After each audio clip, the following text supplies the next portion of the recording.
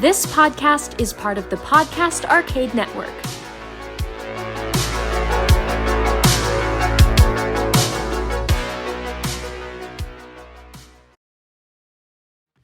Welcome to the Paranormal Dads Ho Ho Holiday Special.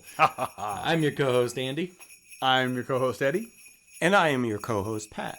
Join us as we go in search of the world's monsters, myths, and mysteries on this very special edition of Paranormal Dads.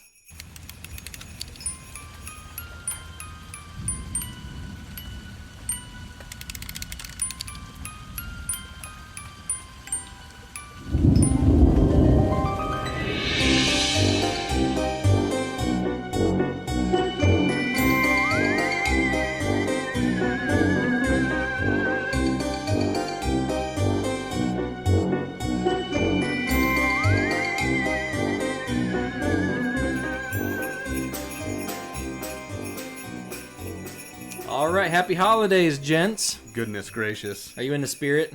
I am. I am totally there. This is my favorite holiday. Well, the special eggnog helps, doesn't it, Eddie? Anything with nog in it, and I'm there. So, what? Growing up, thinking back to when we were kiddos, and there's something just really magical about this time of year, especially when you're a little kid. What's the best gift that you ever had? What's the best gift that the big man in the red suit himself brought you? Oh, wow. Thinking back, that's a tough one. Or you just top five, top three. Well, I gotta say, there was one year I got a Denver Broncos jacket, Yeah. which I thought was really cool. I mean, it was kind of like I think back in the day we called them ski jackets. Uh-huh. Just kind of a winter coat. And I was a Broncos fan back in the day, so that's always up there. Boy, I always got all kinds of cool toys for Christmas, and always look forward to this time of year. One year, I think my grandma gave me a Spider-Man Mego doll, which also came with the Spider-Man Mego doll car, which he had like this little web contraction that he could like catch out the Green Goblin with, and that was very cool. I love it. What about you, Eddie? It's hands down. I don't have to think about it. It's Castle Grayskull, man. Castle Grayskull from He-Man? Yes. And I'll give the really brief one. Didn't get it the initial Christmas that I thought I was, because I pulled the classic thing like the kid did from A Christmas Story, and that was the only thing I had on my list. Oh, no. When he didn't get the Red Ryder BB gun and he started sulking. Exactly. Yeah. And his dad's like, look behind the tree. Yeah, that didn't happen. Yeah. That Christmas. But it did happen the next Christmas. I think my mom saw the tragedy on my face. She's like, oh my gosh, I crushed my son. I broke him. And so that following Christmas, I did get Castle Grayskull. And I just, it's one of those things that occupies a special part of your brain. Just like I saw you light up with the Spider-Man Mego doll. Yeah. It's just one of those things that I just think about it. And I mean, I have the shell of it right over there. I mean, it's literally still occupies a part of my life. And hands down, Castle Grayskull from He-Man. How about you, man? For me, it's pretty much a no-brainer, although we got tons of really cool, memorable things on Christmas morning. But I'll never forget the year. I think I was 8 or 9 years old, and we came down, in our pajamas, and right there in our playroom was a brand new little TV shelf with a brand new TV with a brand new Nintendo Entertainment System. Yes! Dude, it was just like a beam from heaven was shining down and doves were flying out. That had to have been quite a day. I mean, you guys were probably sitting there the entire day. Glued, dude. I mean, they couldn't pry us away from it to open the rest of our presents. Yeah, and it was a combo thing where you had Super Mario Brothers and Duck Hunt. And it was one of those, old clunky square TVs, probably like a 20-incher with glass so thick that you could mash your gun right up against it. Bang, bang, bang, as you would shoot the ducks, and it wouldn't even phase the glass because it was like 3 inches thick. You never hurt in that glass. Never. Yeah. So you had to pull the knob on? Yeah, you had to pull the knob on it. So it was just magical, man, just to have our own little setup like that. And for our parents, it was a win-win, I'm sure, because we'll never see them again for another year. Get us out of their hair. So it was a beautiful Christmas morning. Well, we had a year like that. We got our Atari 2600, which was awesome for us. Yep. I think we had 3 games. There was, it came with Combat. We also received Space Invaders. Oh. And us 3 younger kids in the family, we got math. There was like addition, subtraction, and you had to use the joystick to like choose the number for the correct answer. Oh no. We got math, yeah. Math, the game. No, but seriously though, Space Invaders, Combat, that was a fun Christmas. Our first Atari. Nothing beats Nintendo for Christmas too. No, I mean I'm dating myself. Well, but... no, I knew of the Atari, but it was a little bit down the line too. Right, It was probably like 87, 88 when we got the Nintendo. Lost Yeah. our minds. So fun. It was great, magical. And, you know, part of the fun too about the holidays is not just when things go right, but when things go terribly wrong. Oh yeah. You know, I remember back in, I think it was Christmas 2010, when we had that huge blizzard, that huge ice storm. It was like a foot of back-to-back blizzards over that's the what it span was. of about a week. That's what it was. And there was like 10 inches of snow on the ground. And I remember my family was trying to make it down to my grandma's house all the way across town. So we packed as many relatives as we could in an SUV, you know, breaking through snow drifts and barely made it there. And it's just the memories of times when things didn't quite go according to plan. It carves out a nice, good memory for years to come. That's literally over the river and through the woods. To grandmother's house we go. How about you, Pat? What about Christmas when things didn't go so well? Oh boy. Where do I start? Yeah, I don't know. Christmas has always kind of been a chill day for us, I think. I can't think of a time when Christmas went really poorly. Probably, I mean, I guess it's always leading up to the Christmas day that has been the rough time for us, because you're doing the shopping and you got places to go and like you've got parties to go to and places to be, and it just builds a lot of stress. Right. So you finally get to that day and it's just kind of this chill day when you might have one or two places you have to go to, but you just go there and you talk to people and kind of chill out. So the day itself for me has always been I have pretty fond memories of it. We're looking forward to a better Christmas this year. We had a really rough season last year. Oh no. The entire family tossed around this bug Yeah. about put us in the grave. It was your gift to each other. It was the worst. Like we have this family tradition where, this sounds kind of like weird when I say it out loud, but we have this family tradition where we get the kids new sheets Okay. on Christmas. Yeah. Does that make sense? Yeah. I think in our family, maybe it was socks. Everybody got socks, Yeah. or it was pajamas, Yeah. something like that. Yeah. So the kids come home because we go to my in-laws on Christmas Eve, and then while they're gone, one of us will go home ahead of time and quick change their sheets with these new sheets that we got them. And they tend to be Christmas themed Right. sheets or holiday themed sheets. And so they come home and it's like, woo! Don't tell me someone barfed on their new sheets. No, but I was so sick. I stayed behind because they go Yeah. to my in-laws. I'm like, go without me. I can't do it. And so Save yourself. I'm like, save yourself. I burned the house down to kill the virus. And so I'm literally laying on the couch just moaning. And Shireen calls and she goes, I know you're dying. Is there any way you can get those sheets on at all? And I'm like, if you can't, don't worry. And I'm like, I'm doing it, baby. I was so sick. I was like just holding the sheets. And just like collapsing on the bed. And collapsing on the bed, just using my own body weight to get me across the bed to put it on. Oh, no. It was like I literally I lacked the strength to do it properly, but I got them on, and it took every ounce I had left. It was the worst. We're looking forward. I always love this season. I absolutely love it, but I'm looking forward to being a little healthier. You were handing out Tylenol cold and flu as stocking stuffers that year, huh? Dude, yes. It was like dumped out the stocking and it was just a pile of pills. Like, all right, Merry Christmas. It was like Breaking Bad in my stocking. But thinking back to when we were kids, there are some, our show's Paranormal Dads. Yes. And there is some mysterious elements that go along with the holiday. And, thinking back to for me, I think it was when I was a child and I was, young enough to get wrapped up in the magic of the holidays, but when I was finally old enough to the point that I could rationalize and wrap my head around the concept of a strange man in a red suit that literally was going to come through my fireplace and in my house, and for some reason it kind of creeped me out. Yeah. And Yeah, not to the that's point a where very I didn't want him to mysterious come. proposition. It's a mysterious proposition, and not to the point where I didn't want him to come, because of course you want the big guy to come and put the presents under the tree. But I wondered, what else was he doing in the house? Would he come up and peek in my bedroom door at night, or was he going to, was he going to take my favorite treat out of the pantry? Like, who's this guy? What is he going to be doing here? Yeah. We actually there was a year we went to midnight mass. So we go to church at midnight on Christmas Eve, and we're sitting there in church, and I distinctly remember in the middle of church, a door slams open. Santa Claus peeks into the church. Oh no! Goes, ho ho ho, and goes running out. So at the time, I'm thinking it's probably wasn't the real Santa Claus. It was probably somebody dressed up like him.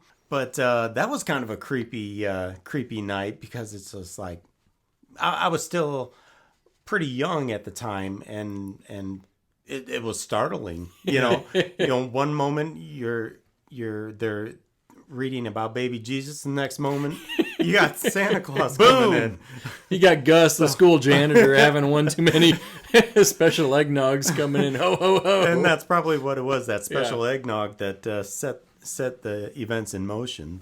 But man, for me, there was a certain air of like, and it was creepy is a strong word, but it was maybe this really strong sense of like otherworldliness, right? Because the entire story of Christmas, at least for full disclosure, I was raised Mormon, and so they really focused a lot on. I mean, they do discuss Santa, and Santa comes to your house and gives you presents, but they talk a lot about the birth story of Jesus, right? And so the idea was like this thing was prophesized through eons, that there was going to be a manifestation of God's love on earth, and that there was these wise guys. Wise guy, eh? Hey, we hear you're born. We got you some gold and some myrrh. What's and myrrh, by the way? Frankincense. Yeah, exactly. And this stuff here, it's myrrh, Murray. But it was this idea that there were these highly educated people who were anticipating something. And not only that, there was this like sign in the sky. We talk about paranormal and ancient alien. I mean, this is kind of cool, like ties to this kind of stuff a little bit. And so as a kid digesting those things, like this event was prophesized, and there's people looking forward to it, and they just showed up, and choirs of angels, all this stuff was just such a big concept to me as a kid. And whether that was a literal or a figurative story or whatever, or there's elements pulled out of it that was like legitimately happened, and it gets kind of the telephone game, whatever, it was a mystery. Still kind of paranormal. Exactly. Yeah. And it just kind of created this air of just this crackly kind of electricity for me around Christmas. And I've read in recent years, from more of a scientific slant, that according to what they think the star, the Christmas star that they were seeing on that night, they calculate Jesus was born in June. Yeah. Or, sometime in midsummer. It was not Christmas. It was not Christmas. It was not cold out. That the stars were not in that position during December. But at any rate, it is. It's mysterious. It's mystical. It's magical. It's kind of otherworldly. And so, and the anticipation leading up to it, too, is like second to none as a child. As an adult, even now.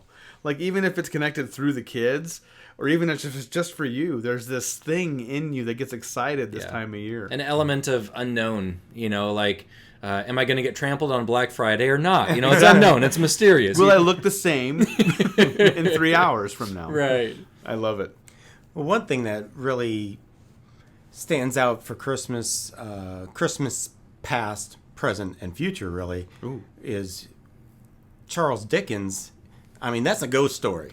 Oh, we get into a Christmas Carol. Is a ghost story. You get into you segue my mindset from that story into Charles Dickens and the telling. This is hands down my favorite Christmas story, like bar none. But there's elements of it that are creepy, scary. It's going on at the playhouses, right? It's going on at the community playhouse and whatnot. And I was telling my wife, I was like, man, maybe we should bring Sky to it. Our daughter's 3.5, and I was like, I don't know if she's ready yet, because there's elements, when the ghost Christmas ghosts of past, present, and future come, it's kind of eerie. Yeah, I think it would future. It would scare her. Yeah. Oh, it's so scary. Because you got the graves and the graves that are dug. And, I remember being even as a little kid watching tellings of it on TV or even like hearing it read.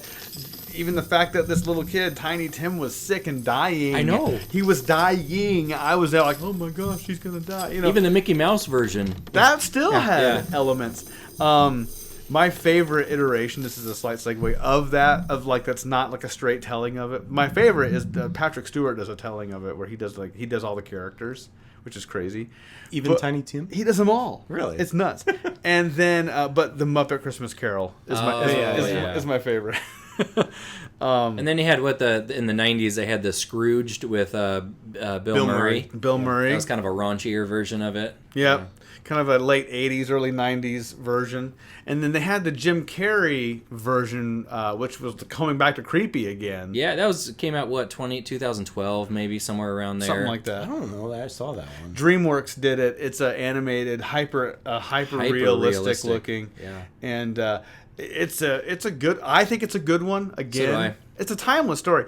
I actually, a fun fact, I did a little bit of a essay study on A Christmas Carol one time. I was just fascinated with Dickens and the writing of this story. It's actually a short story. It's not even, it's like a small book. It's very thin. But the allegory of the ghosts in it is just so strong, and that's why I think it still resonates with people. Not even the three, but even Marley visiting Scrooge and warning him right out of the gate, like, hey man, this is me, look what I've done to myself. You're doing this to yourself right now. And to drive this point home, we're gonna have three other spirits come and even then, in the face of that, he's like, that was pretty good. That was a good Scrooge. Thanks. I would be done. Like, if Dead Andy came to me in my night and was like, Eddie, you got to change. Guess what? I'm finished. I'm changing. But the idea that it is a ghost story, and it's a ghost story centered around this time of year, which once again adds another layer of that mystery to this season. That's my thought.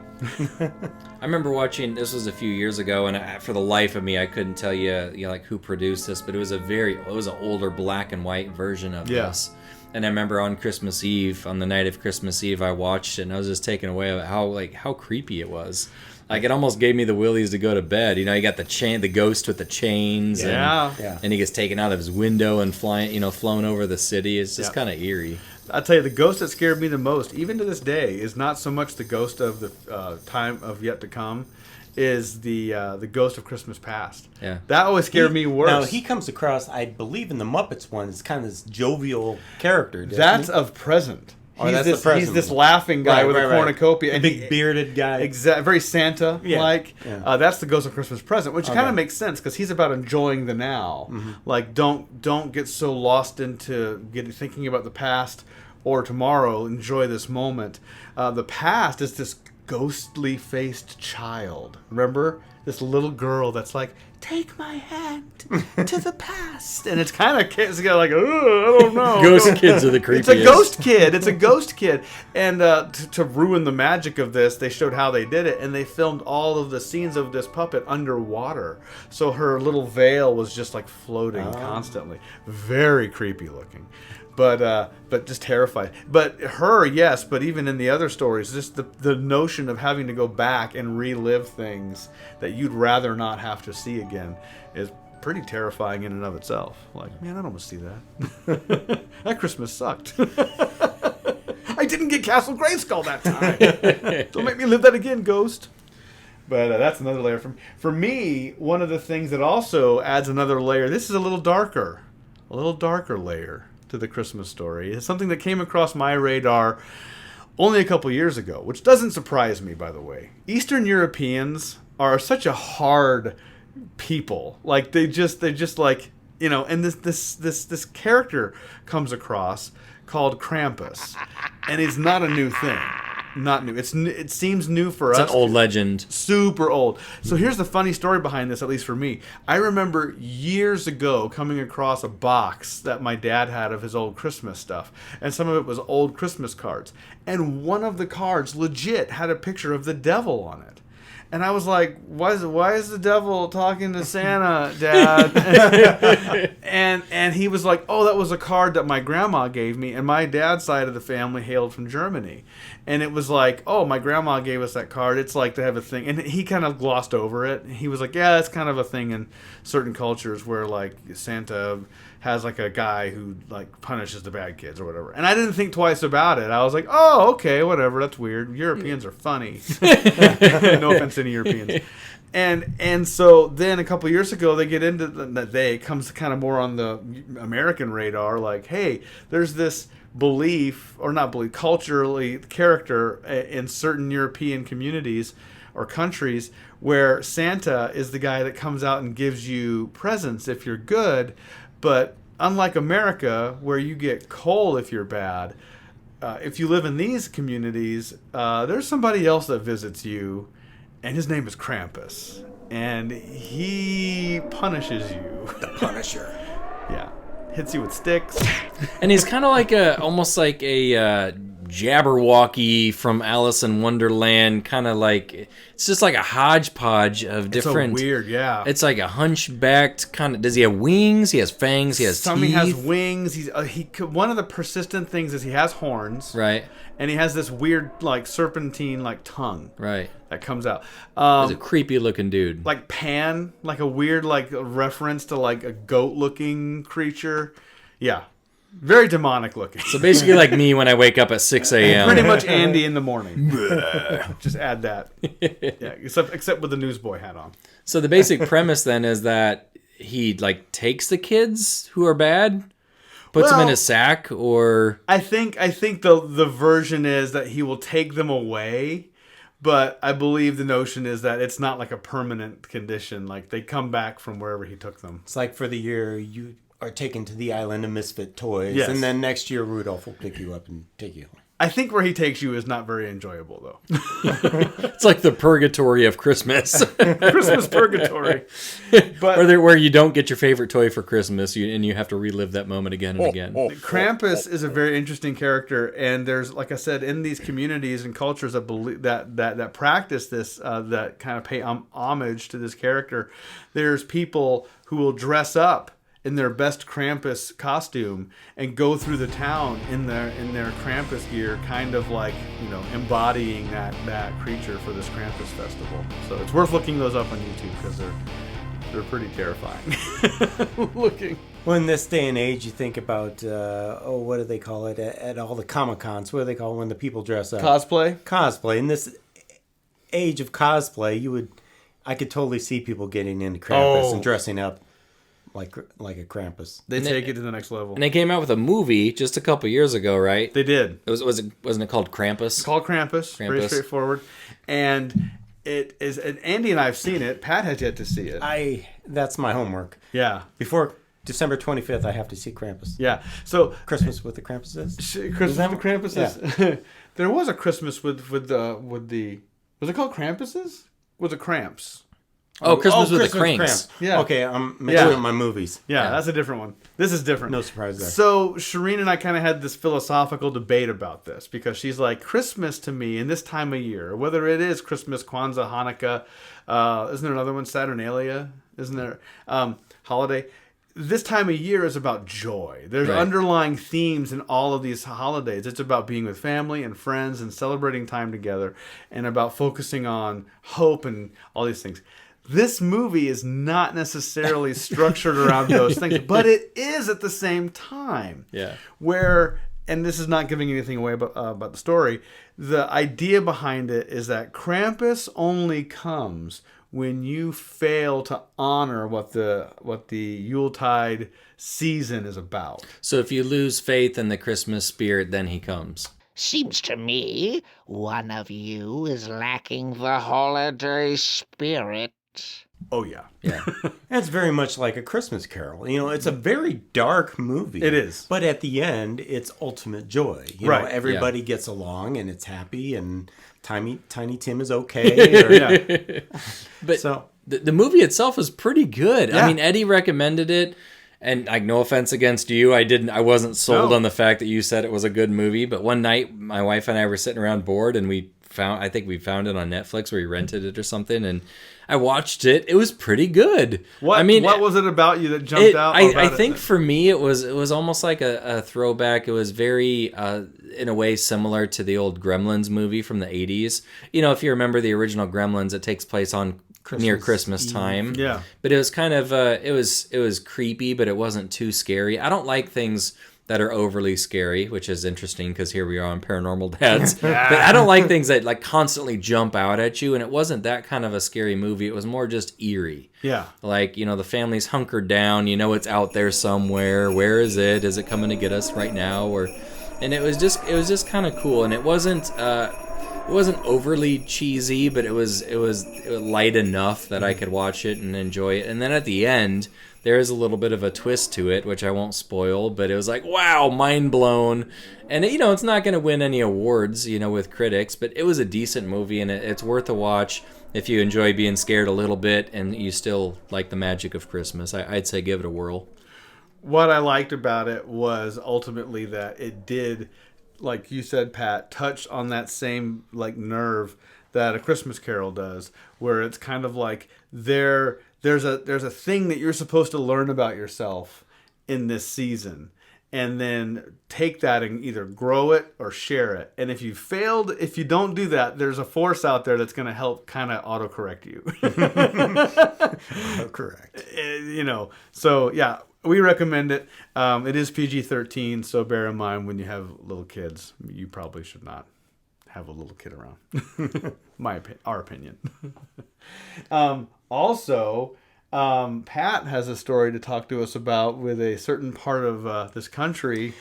Well, we were just talking ghosts. about, okay, let's do a Christmas special. So I started thinking, what, paranormal and Christmas, what can I get out of that? And I'm thinking, well, obviously there's a lot of ghost stories around Christmas time. And one of the I did a search for Christmas in the paranormal, and one of the results that came up is actually a hotel, which happens to be the most haunted hotel in the United States. And it's a place I've been to. It's a place in Eureka Springs, Arkansas. And I've been there a number of times. First, my wife and I went down there just as a little weekend getaway. We went to like a bed and breakfast and stayed down there. And then later, once we had kids, we went down there because my wife had some family down there. And so we went down and visited and hung out down there several times. And so this little town, it's pretty small, but if you're familiar with, if you're from Omaha, Nebraska, there's a place we have here called the Old Market. And it's basically a little district with shops and little restaurants and very old buildings. And this place is kind of like the Old Market on steroids. I mean, it's very, all the buildings are very Victorian, little quaint little shops. And they even have, the buggies, horse-drawn buggies going around. And it's all built basically into the side of this mountain in the Ozarks. So it's a very cool place to visit if you ever get the chance to go see. I highly recommend you trying to get down there in the fall because the colors there are just amazing. But so getting back to the hotel, there's a hotel called the Crescent Hotel down there. And it's been visited by a number of the paranormal TV shows have done shows on this place. And the history of it goes, it kind of was different things. It was a school dormitory for a while. I think it was a hotel. It was a hospital. And then one, like 1937 or sometime around there, this guy kind of took it over, and it was kind of billed as under the guise of like this hospital. But this guy was basically like a fraud, the guy who was running the place. And he'd conduct experiments on people, like cancer patients. And he'd like give them injections of different stuff that really didn't do anything for him. This guy was pretty twisted. Okay? Oh my. And he actually ended up killing some of these people just by doing these experiments on them. Over time, people got wise to this guy. And basically, the funny thing is, he came from Iowa, where he was basically run out of town in Iowa. He went down to Arkansas. So they should have seen him coming. Yeah. He took this place over, did his madness, and then he ended up going to jail. It really wasn't for a long time. I think I read it was like 4 years or something like that. So he did do some time, but pretty crazy story. The guy's name was Dr. Norman Baker. So now in this hotel, it's there are a number of spirits that are known to appear, especially around this time of the year. I know one of them in particular. Her name was Lula Tunis, or Tunis, and she died right around Christmas time, and so I was kind of I was kind of drawn to this area because they decorate the town. They do it up right for Christmas. They have all kinds of celebrations and they have a big parade.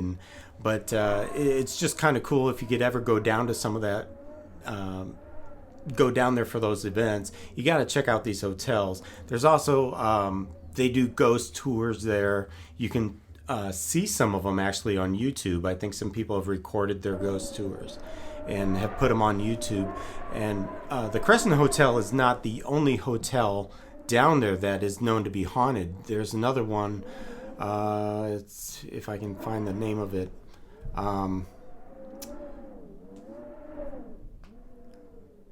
I've lost the name of it, but there's a second hotel down there.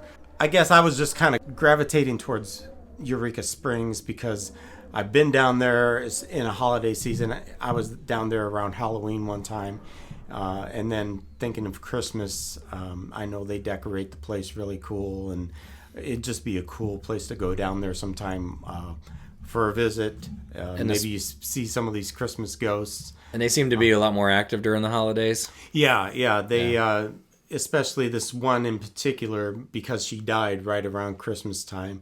But people have reported coming face to face with these things in the hallways. Wow. And there's certain rooms that are more haunted than others. I think one of them, I want to say it was like room number 419 or something like that.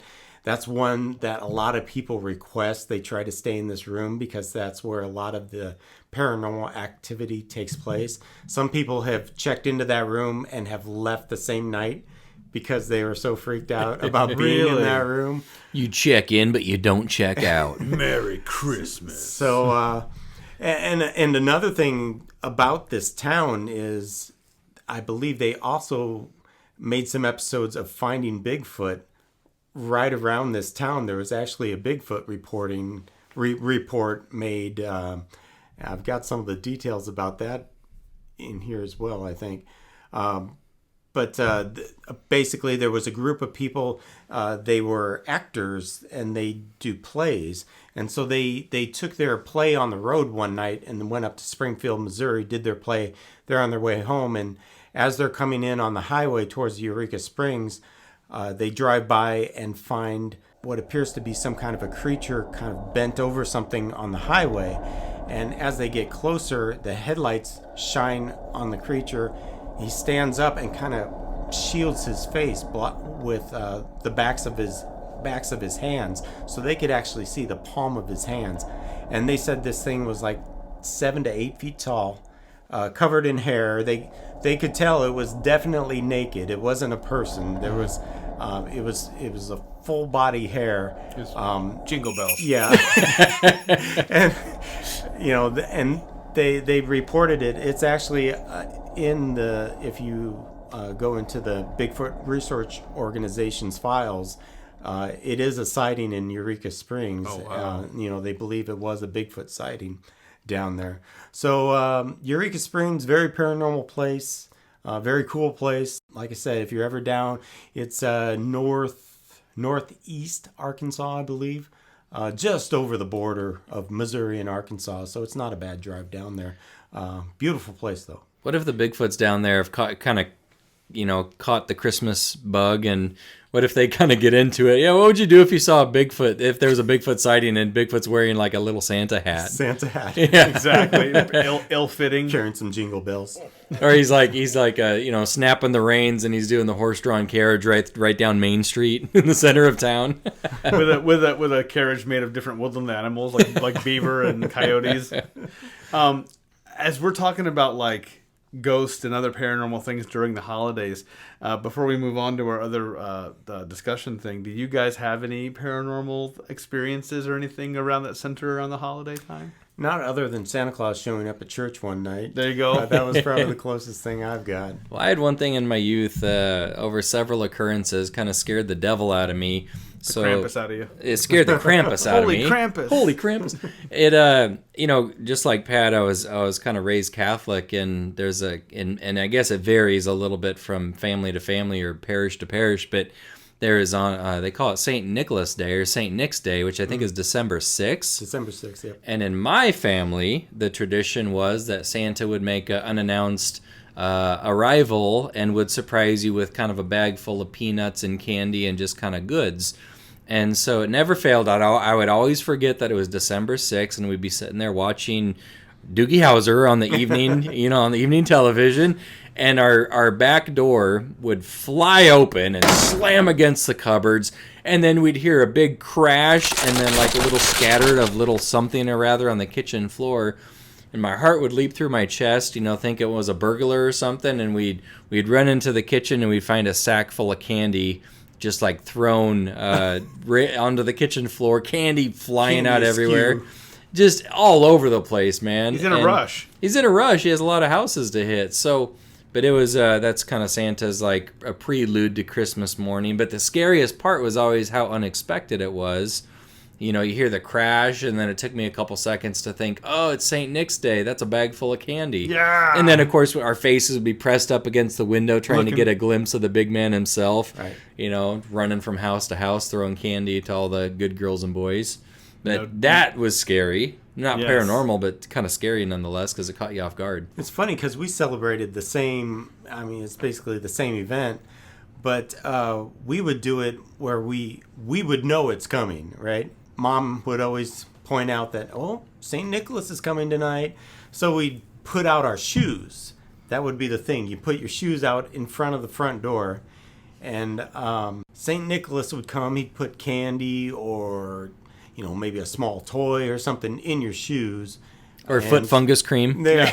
Right in your shoe. Kid, I hate to tell you this. If you're a growing boy, there's some odor going on here. So we'd come up the next morning and we'd be eating candy before we have to go to school. So we kind of celebrated it a little differently. I think that would terrify me though. I'm sitting there watching TV, then all of a sudden you just hear this bang. I thought a window was shattered because you hear a bang and then you hear like little kind of clattering and I was like, oh my God, someone just threw a brick through our window. Oh, never mind, it's Santa. Thanks, Santa. Thanks for the juicy fruit and jelly beans. Thanks for that. The heart attack on top of it. I have one experience, and it's completely unexplained, and it sounds a little weird, and you guys might think I'm insane. So there we go. Hey, we got an open-minded listening audience here, so go for it, buddy. It was around the holiday time. This has never happened again. This has happened one time in my life, and it's never happened again. I've talked about it a couple times. I was about 12 years old, 12, 13. It was like 1989. Something around late 80s, early 90s. And I woke up. This is around the holiday times. It wasn't exactly around at Christmas, but we're talking like December 22nd, something like that. We're in that window. And I wake up to the sound of a radio playing. And I hear the music. It's clearly the radio because there was like a commercial and stuff like that. And I'm like, that's weird. And so why is there a radio playing? And so I get up and I start walking around the house trying to find the source of this radio playing. And the music is playing. And at one point... Did you look out and see John Cusack standing outside your window? It was telling me he loves me still with his boombox. Sorry. No, as much as I hoped. So I'm walking around the house looking for the sound of this radio playing. And at that point, I hear a DJ talk a little bit and the song changes and all that stuff. And as I'm walking around the house, an eerie realization creeps into my brain the volume of the radio isn't changing no matter where I walk around in the house. It's not getting louder. It's not getting quieter. It's staying exactly the same sound. So then I stop looking, and I realized, almost to my horror, and not horror, but like I have no reason, it's inside my own head. Oh boy! I'm hearing. Did you have fillings? I was just gonna say the same thing. Did you have braces? It's no braces. I had fillings. I don't think it's an old wives' tale. I think literally sometimes you can pick up radio Are you waves serious? in your mouth if you have Yeah. fillings. Yeah. You're kidding me. Lori Partridge had braces one time, and On the Partridge on Family? the Partridge Family, This is a and they were show. like trying to record, and she couldn't play the song right, and they realized it was because her braces were picking up a radio station, so it was like throwing off. But this is a TV show, though. I know. Well, yeah, I don't know if it's true or not. That's crazy. But yeah, that's Well, maybe. maybe it's a thing. Maybe that's a thing for Mythbusters to Maybe. figure. Is this real or is this an urban myth? But So did you figure it out? or- well, here's the crazy part. As I realized that it was inside my own head, I remember like audibly, but it wasn't really audibly, the music faded away. It was like just kind of tapered off. And I literally, it was one of those things where you're like, huh, I guess I'll go back to bed now. And I went so back this to is like bed. the middle of the night. You're walking around the house. It woke me up. The families. They're all asleep. Dead asleep. Yeah, the Christmas tree's up. That's weird. I'm walking around looking for the source of this sound, only to realize that it's in my own head. And then I'm like, whoa, that's weird. And then as I realized that was weird, the sound kind of slowly tapered off, and I just crawled back into bed and went to bed. it was Krampus trying to lure you out of your bedroom. That's what it Yeah. was. And then you discovered, into the oh, street. there's a little bit of Christmas spirit left in this guy. I think I'll leave him alone. He's not ready for the wicker basket and the lashings yet. And then the ghost train of the Paranormal Express, the Polar Express, comes racing up the street. But that's another pretty cool ghost story It is. But that hobo relating on the to train. Christmas. Yeah, Ooh, the hobo ghost. But the train itself is really It's a cool. kind of a ghost. It's a good you know? movie. It's a good movie. Those elves gotta go. Yeah. Talk about weird. They're creepy. Trust me. Trust me. And they're all like Jersey. Man. They're all that's great. They're all like these East Side Jersey elves. They're like, here's the big guy himself. They all sound crooked. Every one of them. Trust me. I don't trust you. I don't. Right now. When you say trust me, right there, you stop trusting. if I came up to you, Andy, and I just like held my hands out and just said, "Trust me," you'd be like, "You're not my friend anymore." You undid years of friendship right there. But hey, if you have any feedback, like if you can like debunk this or prove this, or if you have some scientific case study regarding fillings picking up radio stations, please shoot us an email, paranormaldads@gmail.com. Please do. That'd be eerie though. It's one of those things I gave up on. It's never happened again. It's happened one time. I was old enough to remember it. Yeah. I mean, I'm pre-teen or early teens. And as clear as day, I remember waking up and walking around the house trying to figure this out. And it wasn't a sleep thing because I remember having trouble going back to sleep, laying back down, like tossing and turning quite a bit. So You know, I have heard of a strange phenomenon from a few different people, and it's usually people who live out in the country and that they don't have any neighbors like within a half mile, but they'll hear faint, old-fashioned music, almost like music box type music playing from some unknown source. And same thing, they go all over their house trying to find the source. They can't find it. They go outside, they can't hear it, and then suddenly it just goes away as if it's not coming from anywhere. You know, it's coming from the ether. And it's very strange, very, very strange. Yours was like an FM morning radio this show was with like obnoxious she's got DJs. the look, and it was like contemporary music. It was not like creepy like ballerina music box stuff. Right.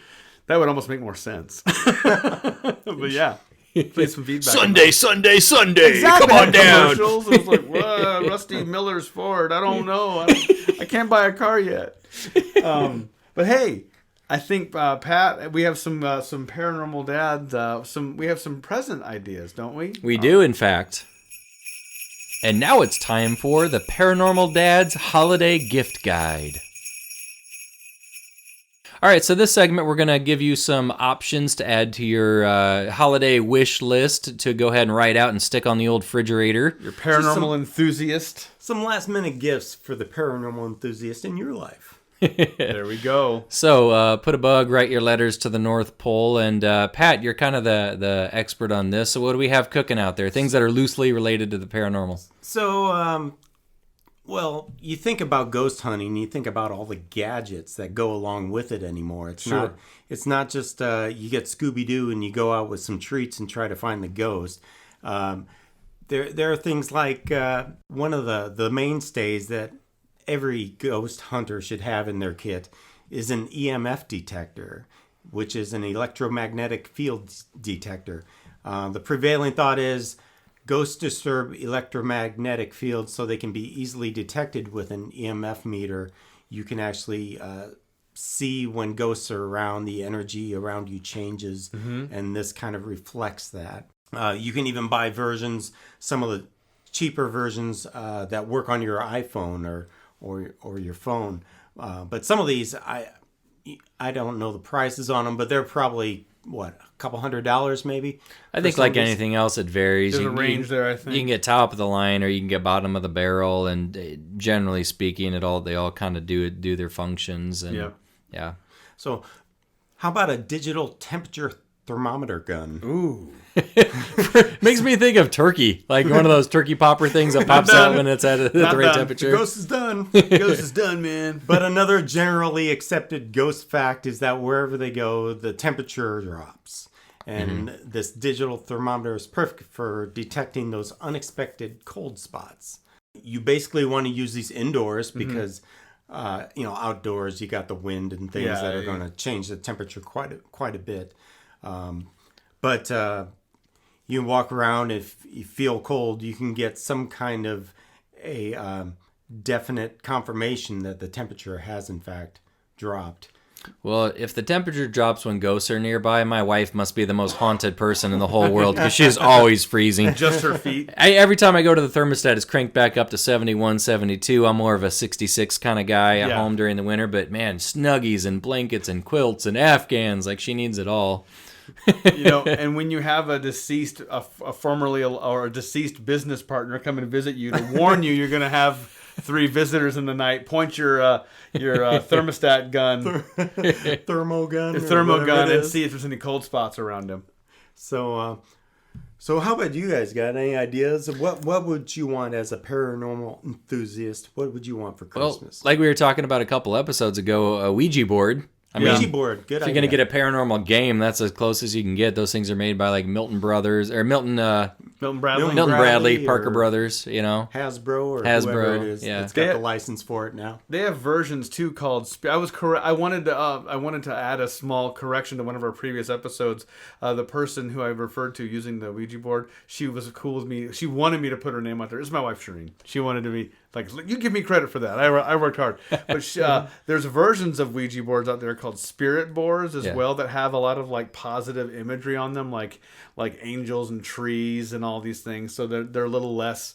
They don't look like the exact movie. So sometimes with just visual things being what they are, if you see like pretty trees and sunsets and rainbows, see legit. Rainbows and unicorns, you'll pull in positive spirits. You'll pull it. It'll more create a little positive vibe with you. So there you go. Well, another paranormal gizmo or gadget you might want to add to your holiday wish list is just a simple audio microphone, audio recorder.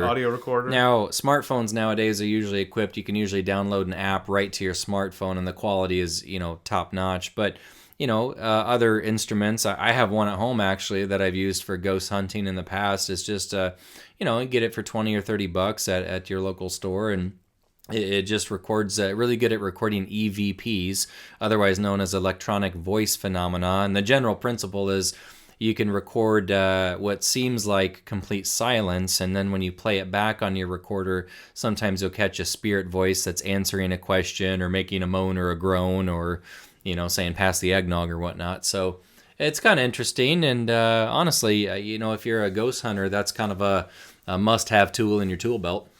And to kind of piggyback on that one, a parabolic microphone would also be cool to have. People have been using them for ghost hunting as well. It's more of a directional type microphone. You see them on the sidelines at football games. You see those guys holding those big dishes. That's what that is a parabolic mic. And what it allows you to do is you can kind of direct where the sound is coming from. So say you think it's coming from your right, you can move it over and point it to the right, and it just almost like it's like an amplifier for the sound for you to pick up on your microphone. You can also use that for Bigfoot hunting as well. You can. Those things are powerful, man. You could probably hear a cricket fart from 100 yards away. Yeah, and they're pretty simple. I mean, they're a giant dish that just collects more sound waves, right? And just pulls them into the microphone in the middle. And speaking of Bigfoot hunting, something all three of us could have used last year when we went on our expedition was a flashlight with a red lens filter. We weren't allowed to use our normal flashlights because they gave off too much light. And we were the city slickers, though. We didn't know. We were chastised for not having a red lens on our flashlights. Ugly looks. So, these rookies from Nebraska, they brought regular flashlights. Yeah. So that's definitely something on my list. I'd love to get a flashlight with a red lens on it. So, or nowadays with LED, you don't even need the lens. You just push a button and the color will change for you. Any fan of the paranormal, or for that matter, paranormal dads, if you're in your right mind at all, you're going to ask for glow sticks for Christmas. Yeah, Christmas glow sticks. Techno Christmas. Yes. One cool thing I found: there is actually an ugly paranormal Christmas sweater. No way. But what it is, it's more or less a T-shirt, right? Yeah. With a ugly sweater design on it. Right. So with these ugly sweaters, you've got lines of different, shapes or, whatever, snowflakes or whatever it is. Well, with this paranormal one, the first line is like, it shows alien heads, right? And then in the middle, there's a UFO abducting a cow. It's just like hovering over and zooming him up to the spaceship. So the next line down, you see a bunch of trees, and there's a big Bigfoot standing in the middle of that.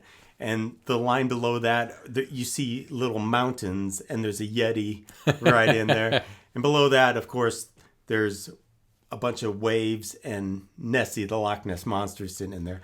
But you can buy this design on, they had tank tops, they had T-shirts, sweatshirts, coffee mugs, iPhone cases, all kinds of stuff they put this thing on. But just Google paranormal Christmas sweater, and it's actually a very cool design. I'm gonna rock that so hard. That's man. gonna go on the list. I need to sweet talk my wife into letting me have, because see, here's the thing, she has all the taste and all the tact in our house, in terms of decorating, because I told her if it weren't for her, I would be living in the tackiest house you had ever seen. Neon signs and gaudy things, and probably one of those 6-foot armored knights standing in the corner of my kitchen. I just like tacky things. So you'd have an awesome house. I'd have an awesome house, basically. But what I want is like a little miniature Christmas tree that's paranormal themed with ornaments. That would be cool. So maybe you have like, lights that are like little glowing green alien UFO heads. Yeah. And then you'll have like a flying saucer ornament and a Bigfoot ornament and a Loch Ness and a Chupacabra and maybe a Area 51 camo dude ornament. And I just want a tree that's paranormal themed, and maybe cool. Black. One that's spray. You can have trees that are spray painted different colors. I want the tree to be black. Nice. Yes, black with like what color lights though? Maybe like green. I don't know, like green alien head, or maybe like green orange. And purple. Orange, purple would be good. Then under the tree, you could have your Christmas village with your Bigfoot, yes, Bigfoot figurine. There's a company called Department 56 actually makes a little Bigfoot you can stick in your Christmas village. I have it. Yes, I do. So you've got your little Christmas tree farm, and here's Bigfoot sneaking through your Christmas tree farm. Awesomeness. So check that out. Department 56 has got that for sale. And Eddie just broke out our personal mascot here. He's our little Bigfoot figurine who we've lovingly nicknamed Ron. Yes, he has their Bigfoot action figures. This one actually, which is kind of our mascot, was made by a Creature Replica, which is they're also fans of us on Facebook as well. And these guys do remarkable likenesses for Bigfoot and also some other creatures as well. And I recommend them quite a bit. I'm playing with him now by the mic. He's looking at the microphone. It's not a toy. It's an action figure. It's not a toy. It's an action figure. If you got a lot of money, you could spring for a FLIR infrared camera, which allows you to go out and it's basically infrared. You could look for Bigfoot, maybe even look for ghosts. Yeah, unknown creatures, cryptids, Tasmanian tigers, what have you. A night vision camcorder would be cool. That way you can see in the dark. What about videos? You can probably buy seasons of Finding Bigfoot or Ancient Aliens.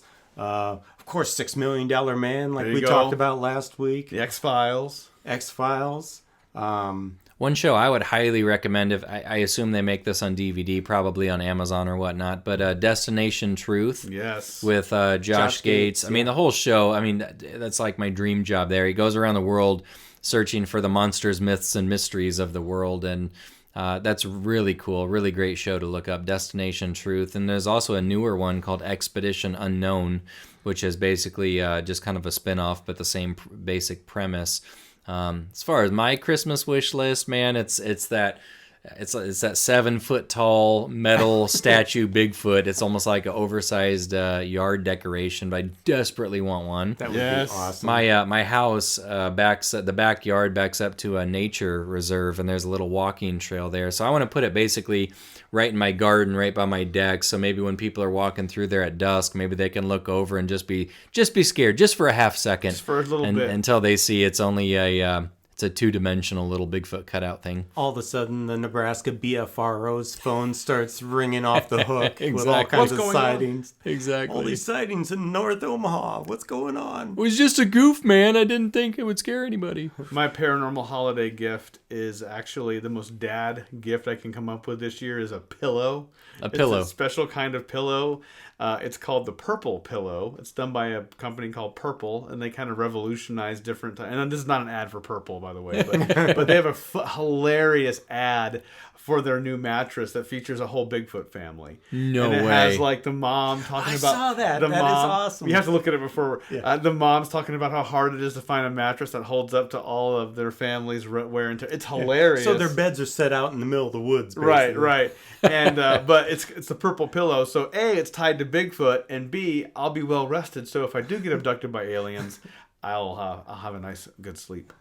Fantastic. Hey, going back to ghost hunting stuff, how about a spirit box, which is basically it's a piece of equipment that it's got thousands of pre-programmed words that ghosts can allegedly manipulate to make it speak to you. So you can ask a ghost questions, and the signal will come back through the box, and you will actually see their reply.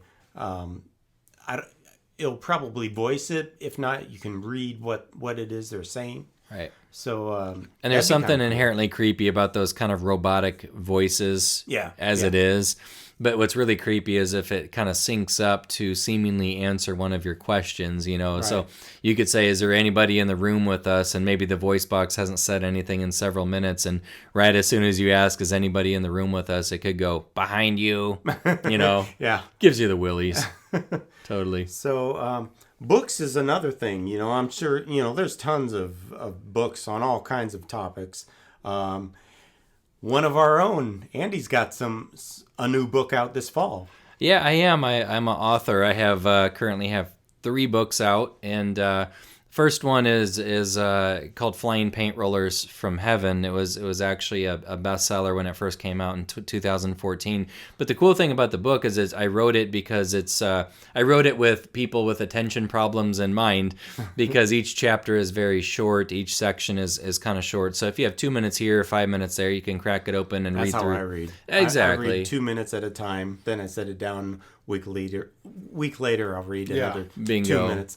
And with unrelated sections, then you don't have to memorize what you already read. You can just read a brand new section. But to reread it again. You don't have to reread it. No book report due. But Flying Paint Rollers from Heaven's a good read because it touches on a lot of different topics. There's a chapter on reincarnation. There's a chapter on ghosts and angels.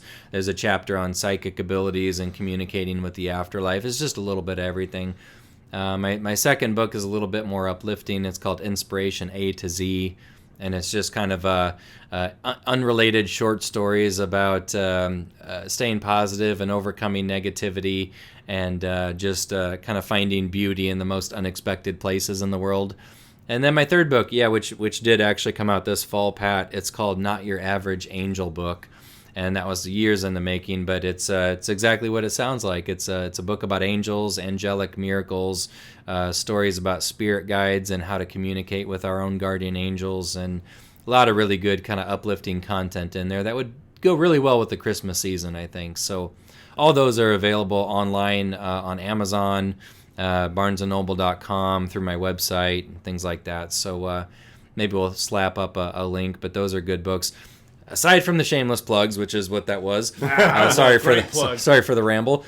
You know what's one of my favorites, guys, and I don't know if I've ever mentioned this to you. I have 4 of these books. It's Rusty Wilson's Bigfoot Campfire Stories. We talked about this. We on did, our yeah. Bigfoot. You told us about these. So great, man. There's spin-offs. There's an Alaskan Bigfoot Stories version. Because you brought some of those with you, Yeah, didn't we you? read on our those. trip. some of those. And there's a Canadian version, Yep. and it's just really cool.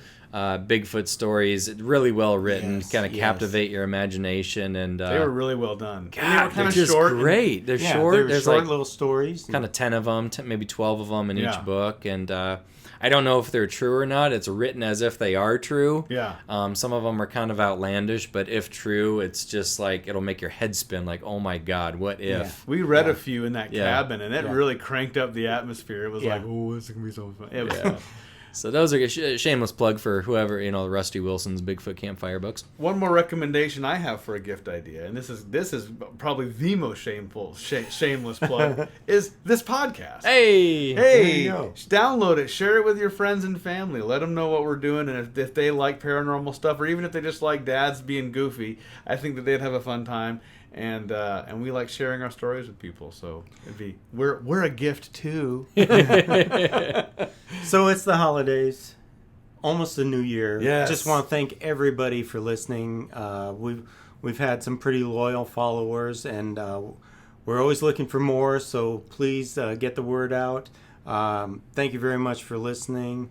You can read more on Facebook at Paranormal Dads. We're on Twitter at Paranormal Dads.